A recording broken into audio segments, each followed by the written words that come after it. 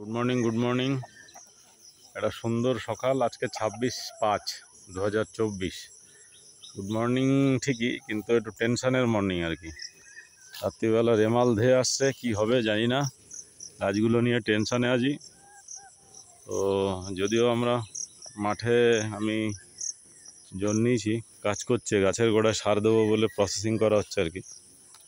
এই যে আপনারা দেখেছেন যে আমার জমিতে প্রচুর এরকম ঢিবি ছিল, এই যে এরকম ঢিবি ছিল।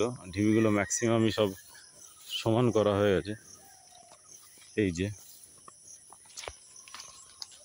কিছু কিছু বাকি আছে, এই একটা ঢিবি আর ওখানে একটুখানি বাকি আছে। আর 7 ট্রলি মতো মাটি ছিল, 7-8 ট্রলি মতো বোধহয়, কি 6 ট্রলি, আমার ঠিক এক্স্যাক্টলি খেয়াল নেই। ওগুলো সব ঠিক করা হয়েছে।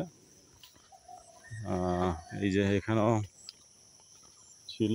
এই আমগুলোর অবস্থা কী হবে আজকে জানি না। এই আমটা ওয়ার্ল্ড ম্যাঙ্গো বুকে খুব হিট হয়ে গেছে, বোধহয় 3 লাখের 4 লাখের কাছাকাছি ভিউ হয়ে যায়।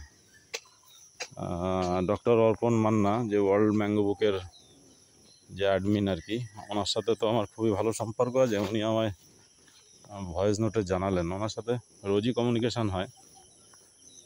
তো যাই হোক, এই বাগান ওনার হেল্প ছাড়া বলা হয়নি, কোনো ভিডিওতে বলেছি হয়তো।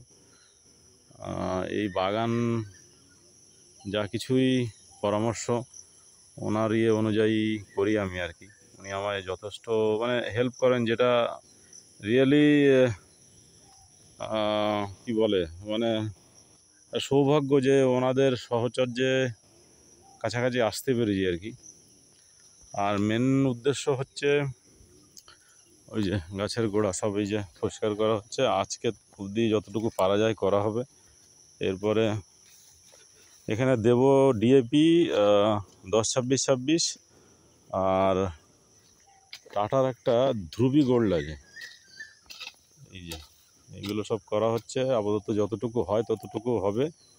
তারপরে আবার একটু এই ঝড় বৃষ্টি গেলে জো আসলে মাটিতে তারপরে করা হবে আর কি। আর এই মুরগিগুলো সব এখানে পোকা খাবে বলে আসছে। আর মেন উদ্দেশ্য যেটা হলো, মেন এই ফোকাসটা আজকে অন্য কিচ্ছু না, নাথিং, এইটাকে আমাকে নামাতে হবে।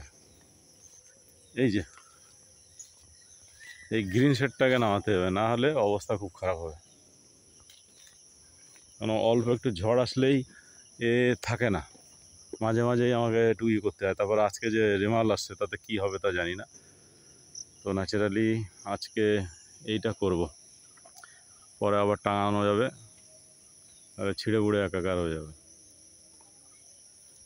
এই যে এখানে সব ঢিপিগুলো ছিল, মোটামুটি জমি কিছুটা সমান করা হয়েছে। অ্যাকচুয়ালি গতবার প্রচুর, প্রায় 150 টলির উপরে মাটি দেওয়া হয়েছিল আর কি। না 150 টলি কি ওরকম, জাস্ট টোটাল আমার বোধহয় 1.5 লাখ টাকার মাটি দিতে হয়েছে এখানে।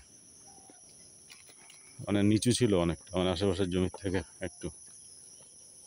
গাছ লাগানো ছিল, তার ভিতর দিয়ে বেছে কুচে, এই এই এই রোগুলো ছিল না।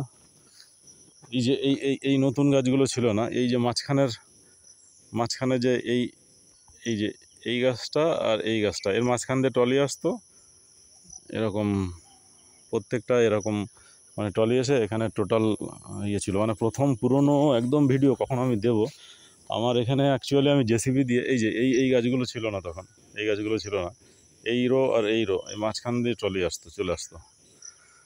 তা এটা অ্যাকচুয়ালি উঁচু করার জন্য প্রথমে আমি কি করেছিলাম, সময় বাঁচানোর জন্য পুরো ড্রেন করেছিলাম এই মাঝখানগুলোতে জেসিবি দিয়ে। সেই মাটিটা এই 2 সাইডে দিয়েছিলাম, তাহলে একটা ড্রেন, তার পাট দিয়ে গাছ লাগানো ছিল। এইবার ওই গাছগুলো বড় হলে তখন একটু পয়সা কড়ির সমস্যা ছিল, পরে ট্রলি দিয়ে এর ভেতরগুলো গ্যাপ ফিল করা হয়েছে। তাহলে এটা কি করা হয়েছে, এটা খুঁড়ে ওই জায়গাটা উঁচু হয়ে গেছে, এবার ওই লেভেলে দেওয়া হয়েছে। তো ন্যাচারালি জমি অনেকটা উঁচু হয়ে গেছে আর কি। এবার এই ট্রলি করতে গিয়ে আমার ওই জায়গাটাতে একটা সারেঙ্গা ছিল, ওই জায়গাটাতে, ওই সারেঙ্গাটাতে আমও এসেছিলো। ওই সারেঙ্গাটা ট্রলির চাপে মারা যায়, এবং অনেকগুলো গাছই এখানে নষ্ট হয়ে গেছে। যাই হোক, কিছু ভালো কিছু করতে গেলে ভালো কিছু কিছু স্যাক্রিফাইস করতে হবে। জাস্ট আর কিছু গাছ আজকে একটু প্রুনিং করে দেবো ভাবছি, যদি সময় পাই। তো আপাতত এই অবধি।